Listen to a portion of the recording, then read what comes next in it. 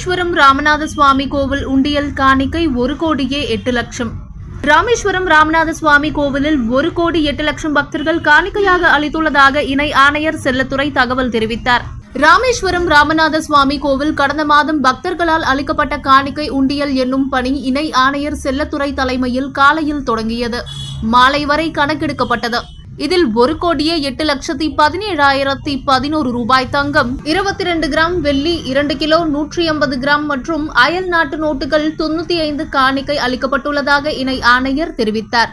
உண்டியல் எனும் பணியில் சிவகங்கை மண்டல இந்து சமய அறநிலைத்துறை உதவி ஆணையர், தக்காரான சிவகங்கை மண்டல இணை ஆணையரின் பிரதிநிதி ராமநாதபுரம், முத்துக்குளத்தூர் ஆய்வாளர்கள், உதவி ஆணையர் ரவீந்திரன், செயல் அலுவலர் முத்துசாமி, கோட்ட பொறியாளர் மயில்வாகனன், உதவி பொறியாளர் ராமமூர்த்தி, மேலாளர் வெங்கடேசன், பேஷ்காரர்கள் கமல்நாதன், பஞ்சமூர்த்தி, நாகராஜன், முனியசாமி, உழவாரப்பணி ஆன்மீக குழுவினர், வங்கி பணியாளர்கள், கல்லூரி மாணவிகள் மற்றும் கோவில் பணியாளர்கள் உண்டியல் எனும் பணியில் ஈடுபட்டனர்.